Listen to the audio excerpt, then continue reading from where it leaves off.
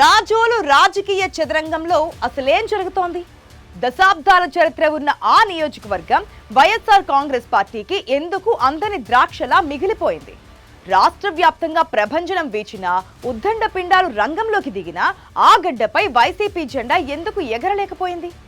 ఇప్పుడు అదే రాజోలు కోటలో అధిష్టానం వేసిన మాస్టర్ ప్లాన్ వెనుక అసలు మతలబేంటి?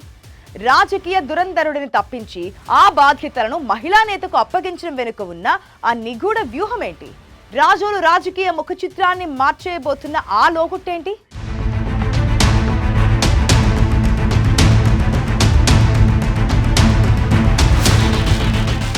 అంబేద్కర్ కోనసీమ జిల్లాలో రాజోలు నియోజకవర్గానికి ఓ ప్రత్యేకత ఉంది. ముఖ్యంగా వైఎస్ఆర్ కాంగ్రెస్ పార్టీ ఆవిర్భావం నుంచి ఈ నియోజకవర్గం పార్టీకి ఒక కొరకరాని కొయ్యగా మారింది. వరుసగా 3 ఎన్నికల్లో రాజోలులో ఫ్యాను పార్టీ పరాభవాన్ని మూటగట్టుకుంది.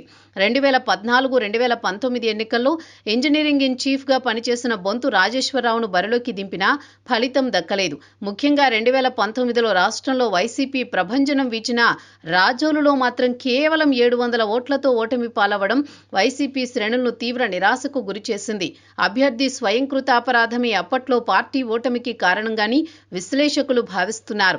అప్పటి నుంచి మొదలైన వర్గపోరు రాజోలు వైసీపీని నేటికి వెంటాడుతూనే ఉంది. గతం నుంచి రాజోలులో పార్టీని బలోపేతం చేసే క్రమంలో వైసీపీ అధిష్టానం అనేక ప్రయోగాలు చేసింది. బొంతుపై వ్యతిరేకత రావడంతో తుని నియోజకవర్గానికి చెందిన పెదపాటి అమ్మాజీని సమన్వయకర్తగా పంపారు. ఆ సమయంలో జనసేన నుంచి గెలిచి వైసీపీకి మద్దతు తెలుపుతున్న రాపాక వరప్రసాద్తో అమ్మాజీ మొదట్లో కలిసి పనిచేసిన స్థానిక సంస్థల ఎన్నికల నాటికి పరిస్థితులు తల్లకిందులయ్యాయి.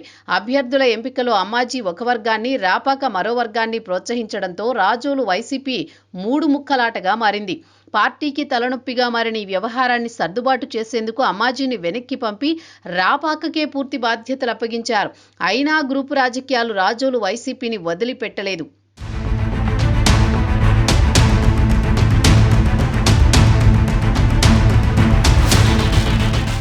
2024 ఎన్నికలకు ముందు వైసీపీ రాజోలులో అతిపెద్ద ప్రయోగం చేసింది. టీడీపీలో రాజకీయ దురంధరుడిగా పేరున్న మాజీ మంత్రి గొల్లపల్లి సూర్యారావును పార్టీలోకి ఆహ్వానించి టికెట్ ఇచ్చింది. అప్పటిదాకా సిట్టింగ్ ఎమ్మెల్యేగా ఉన్న రాపాక వరప్రసాద్ను అయిష్టంగానే ఎంపీ అభ్యర్థిగా ప్రకటించి గొల్లపల్లిని అసెంబ్లీ బరిలో నిలిపింది. అయితే కూటమి ప్రభంజనంలో గొల్లపల్లి సైతం ఓటమిని తప్పించుకోలేకపోయారు. దీంతో వైసీపీ మరోసారి రాజోలులో బోణీ కొట్టలేకపోయింది. ఎన్నికల తర్వాత గొల్లపల్లిని ఇన్ఛార్జిగా కొనసాగించినప్పటికీ రాపాక వరప్రసాద్ పార్టీ కార్యక్రమాలకు దూరంగా ఉండిపోవడం, తన ఉనికి కోసం వేచి చూడడం పార్టీలో స్తబ్దతకు దారితీసింది. 2 ఏళ్లుగా గొల్లపల్లి సూర్యారావు ఇన్ఛార్జిగా బాధ్యతలు నిర్వహిస్తున్న రాజోలు నియోజకవర్గంలో ఊహించని పరిణామం చోటు చేసుకుంది.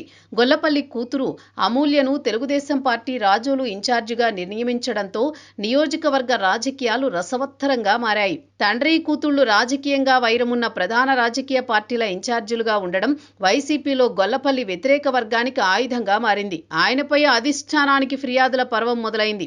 ఇదే సమయంలో కార్యకర్తల తీరుపై అసహనం వ్యక్తం చేస్తూ గొల్లపల్లి అనారోగ్యానికి గురవడం, బైపాస్ సర్జరీ జరగడం, వయసు పైబడడం ఆయనకు మైనస్గా మారాయి. దీంతో ఇన్ఛార్జీ మార్పు తథ్యమనే ప్రచారం నియోజకవర్గంలో జోరందుకుంది. గొల్లపల్లి సూర్యారావు స్థానంలో మరొకరు నియమించే క్రమంలో రాజోలులో ఇన్ఛార్జి పదవి కోసం పోటీ తీవ్రమైంది.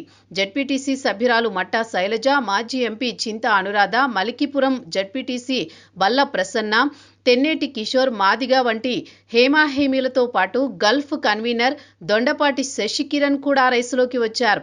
వీరంతా అధిష్టానాన్ని కలిసి అవకాశం ఇవ్వాలని కోరినా అధిష్టానం లెక్కలు వేరేలా ఉన్నాయి.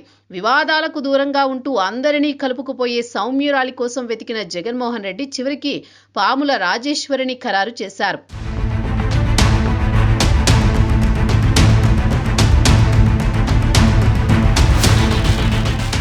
ఉమ్మడి ఆంధ్రప్రదేశ్లో 2 సార్లు ఎమ్మెల్యేగా పనిచేసిన అనుభవం, వివాదరహిత చరిత్ర పాముల రాజేశ్వరికి ప్లస్ అయ్యాయి. పైగా సొంత ఇల్లు రాజోలు నియోజకవర్గంలోనే ఉండడం కూడా రాజేశ్వరికి కలిసి వచ్చిన అంశం.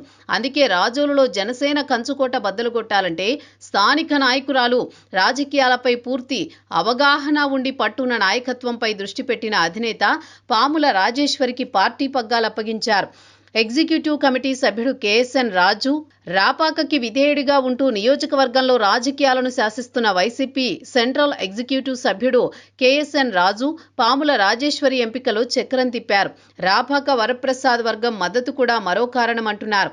రాజోలు నియోజకవర్గంలో బలమైన క్యాడర్ ఉన్న రాపాక రాజేశ్వరికి సహకరించేందుకు సుముఖంగా ఉండడం పార్టీకి కలిసి వచ్చే అంశంగా కనిపిస్తోంది.